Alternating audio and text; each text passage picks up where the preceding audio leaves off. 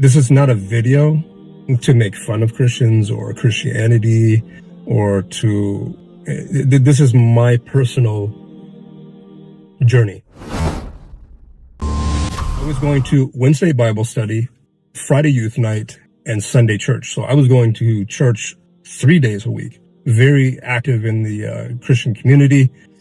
I would say I was 14 years old. This is when the major shift happened in my life. What happened is I was at the Wednesday Bible study, and there was this guy. He was he wasn't the preacher. He was like the youth Bible teacher, right? I would say he was late 20s, early 30s. I was 14. So we're reading through the Bible. That's what we have, what we call, free time, where we read the Bible and ask questions at the end of the reading. And then we get into the group reading.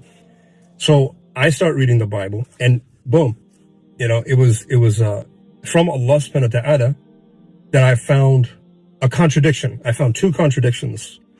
And so I'm reading I read this verse and I say, okay. And I turn the page, I keep on reading, and then, wait a minute, same story, different numbers, same person, different story. What? So I raised my hand, and he said, yeah, how can I help you? And I said, well, I found these two verses, and this one says this, and that one says this, but they clearly contradict each other. The guy looks at it. He looks at this page. He looks at the other page, and he puts his hand on his chin, and he says, huh, I didn't even know that was in the Bible. What? You're the guy. You're the Bible teacher. You're the leader of this whole thing. One, you didn't know that was in the Bible. And two, you didn't know about there was contradictions in the Bible. And I kind of looked at him like what? It's like, you're driving in the car with a guy, he's holding the steering wheel, and you say, how do you drive? And the guy says, I don't know how to drive. I don't know. It's scary, right? When somebody is supposed to be teaching you the Bible and he doesn't know that there's a contradiction. So I'm like, okay, so what do we do? How do we rectify this? What am I supposed to do? I need answers.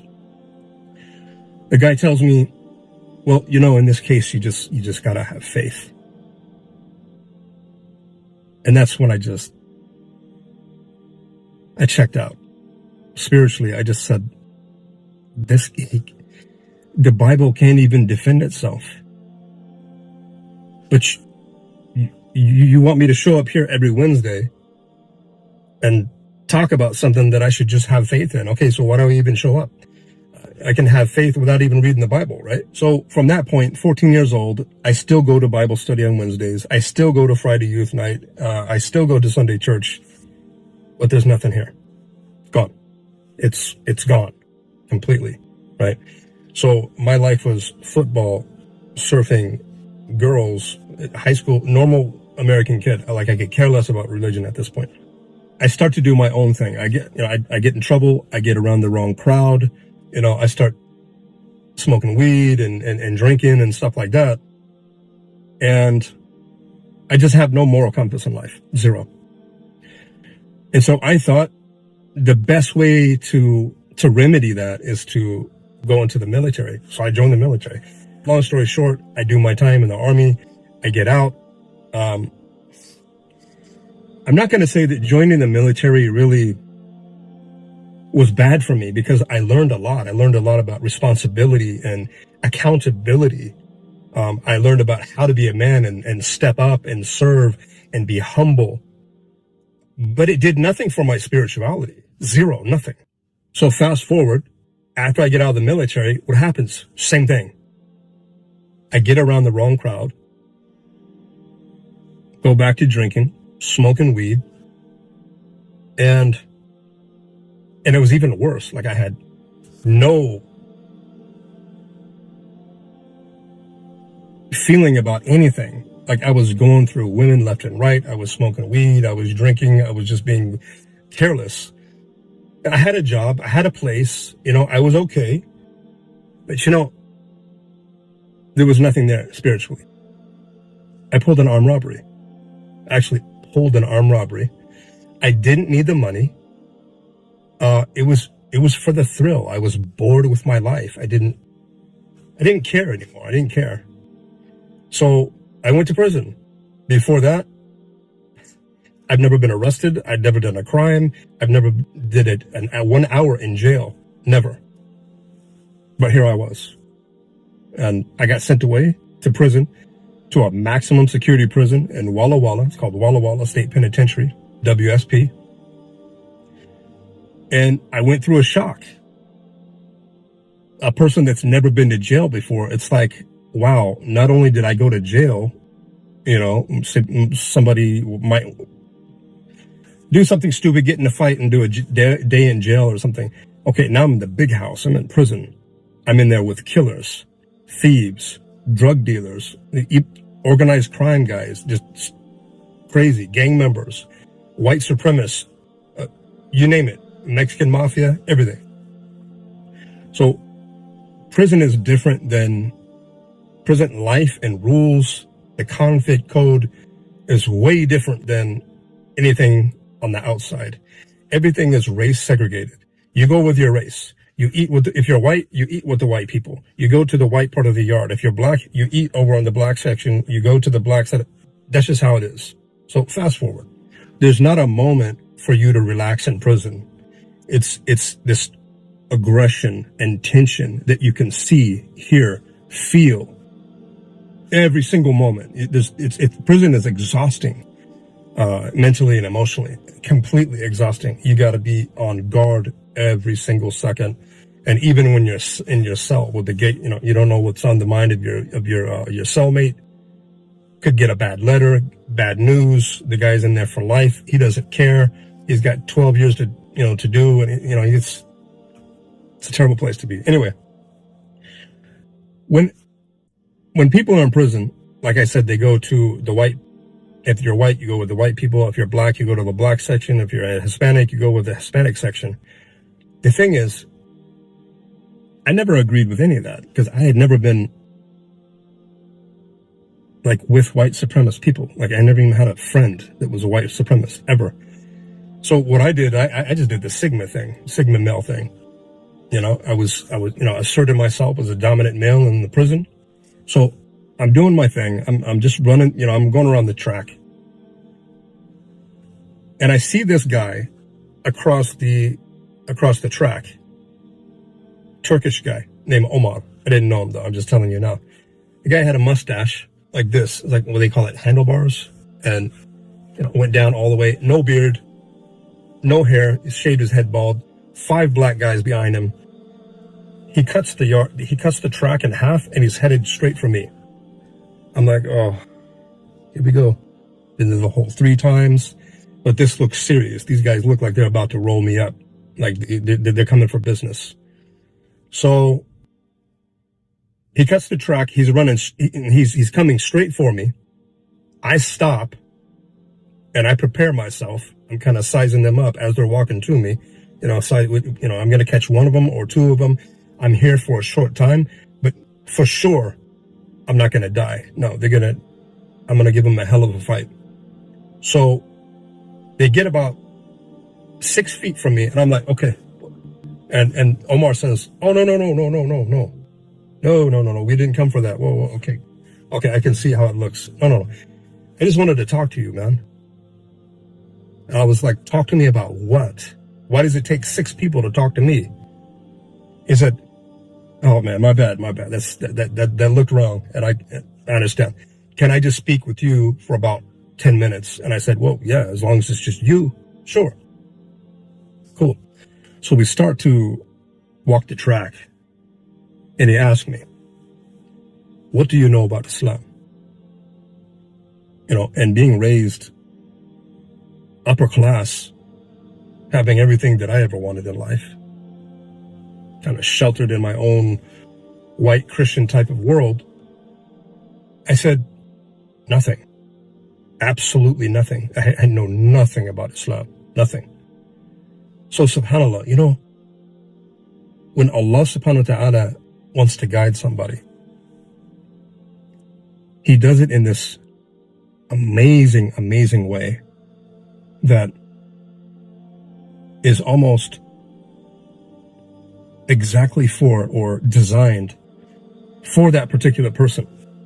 I had always been a person that wondered about the universe. I've always been a person that loves nature, the creation of Allah subhanahu wa ta'ala, before Islam. And so he would say things like, look at how Allah subhanahu wa ta'ala put the sun away out of the expanding universe. As Allah subhanahu wa ta'ala says, we created the universe, and it is expanding and expanding, and it expands. And Omar would say, look at how Allah subhanahu wa ta'ala put the sun 93 million miles away from Earth, and the moon 220,000 odd miles away from Earth. But out of the vastness of the universe, Allah sometimes puts them together for eclipse. And I was just like, whoa, that's deep. And so he had my attention, and he saw that he had my attention. So he always used to talk about nature and the mercy of Allah subhanahu wa ta'ala, talking about Surah Ar-Rahman and other surahs. So fast forward, him and I would always come out, and he would be the first person that I would look for. And we would talk the entire time. We would walk and talk. And it was always about Islam, always about Islam. Now, something in my heart said, it was a whisper from the shaitan. Why do you let this guy talk to you this way? Like, you're a Christian, man. Stand up for Christianity. He's making a lot of sense, but surely you can poke some holes in his argument. Long story short, I couldn't. And I consider myself versed on Christianity and the Bible. But everything that I tried to argue, he would dead it immediately, with proof from the Bible and the Quran. So weeks went by. He said to me, he gifted me a Quran. He said, take care of this Quran. This is a gift don't let anybody touch it. This is for you to read. And I said, thanks, man. I appreciate it. I went into the back, and I went to the back of the Quran, and I looked up names: Jesus, Moses, Abraham, Mary, Job. And I was, just going through, and the thing that I noticed was these stories are all the same in the Bible. Like, same version, same events, same people, to the T. And I said, and I got discouraged. I remember getting discouraged and saying, oh man, if it's like the Bible, it's going to have, it's going to have, what was it called? What did I just say? I lost the word. Contradictory verses. There it is. It's going to have contradictions in it. So I was like, and anyway, I talked to Omar about it, and he explained how the Quran was revealed, and it was still preserved in his language. It was memorized and everything, by millions of people. So I read the book so much. I read this Quran so much, maybe because I didn't have nothing to do because I was in prison in my cell. But I think that I was really taken by the Quran. For example, I would read the Qurans, right after breakfast, get to my cell, go straight to my Quran and just read. And, so my cellmate was like, what are you reading? I said, I'm reading the Quran. He was like, oh man, what are you doing, man? Quran? No, that's for them, not us. So there was definitely an element of the whispers of the shaitan. Anyway, so I read the Quran, very impressed by the Quran, especially Surah Ar-Rahman. That really touched me. Surah Ar-Rahman was really, out of all the surahs, that was the one that was, that my heart most loved. So he came to me one day and he said, check this out, man. How about if I invite you to Jummah? What's Jummah? It's kind of like Sunday church, but we do it on Friday. And I said, sure. Like, I have nowhere to go. I'm in prison. Sure. I wanted to, though. Not like I didn't have nothing to do, nothing better to do, but I wanted to because, him and I had been speaking at this time for about 3 months. And I was very impressed with Islam. Very impressed with Islam. But the whispers of the shaitan, me being a white American, It was really hard. Yeah, Islam is this, it's nice, but that's not for you though. You can't be a Muslim because you're white. That was in 91. A lot of people think that today. White people think that today. They think it's just a religion of brown people, or it's a religion of terrorism, or it's a religion of death, or whatever they think. It's not true. It's for everybody. It's universal. So I went to Jummah as a non-Muslim. The first time I went to the masjid was as a non-Muslim. Got there, first thing that happened, I heard the adhan. And that brother was calling the adhan from the heart, and I just, it hit me. And so, next thing, Omar says, oh, come on over here, man. I'm going to show you how to make wudu, what we do before we pray. I'm like, okay. And, he starts to make wudu, and, and I kind of stopped right there, and I was like, we don't do that before church. I mean, you could come from the club or, with your wife or whatever, and you would go straight to church, where these people are washing themselves and they're purifying themselves before they pray, So I was impressed with that.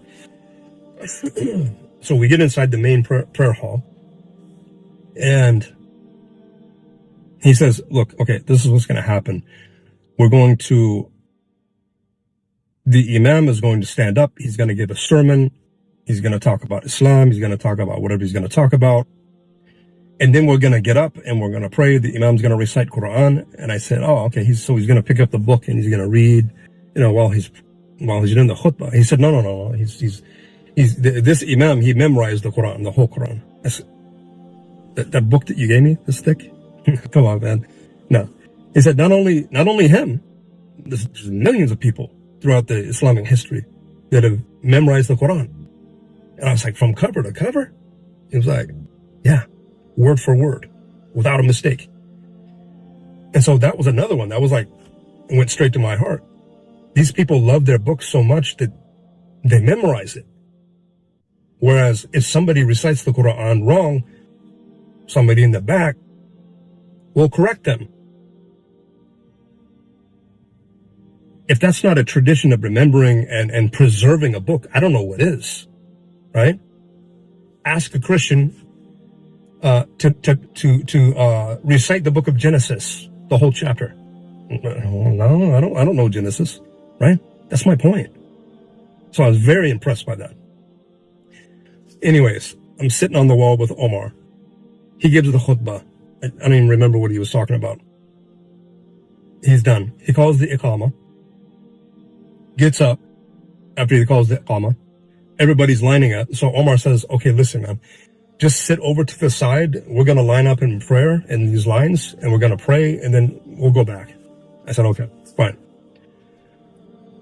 Imam says, Allahu Akbar. And these men that are just giants, like solid savages, man, as soon as they go into salah, no matter what they did, killers, drug dealers, assault, robbery, whatever, they became humble in front of Allah subhanahu wa ta'ala. And I just, wow.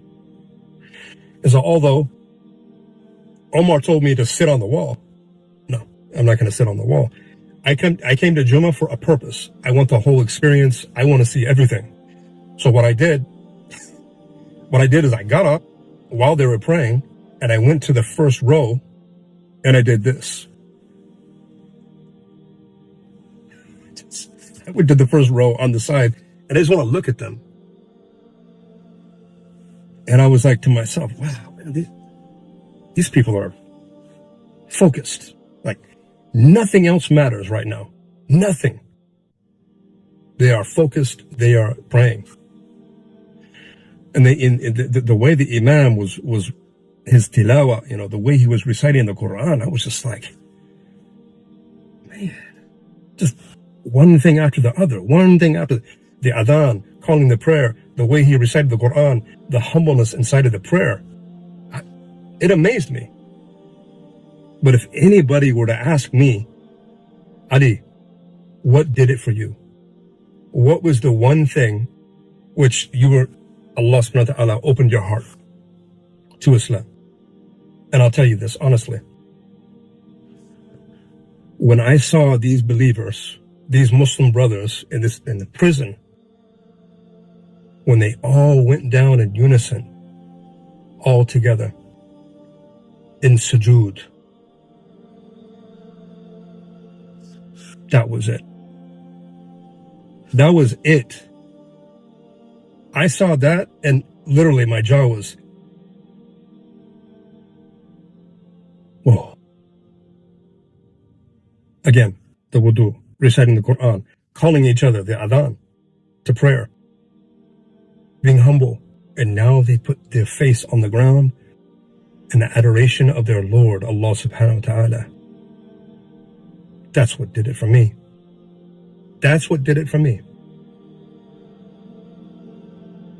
I thought to myself, these people have washed themselves, they had purified themselves, they have recited the book of Allah subhanahu wa ta'ala, they have recited the holy book, they have been humble in their prayer and focused, khushu'. And they're putting their face on the ground.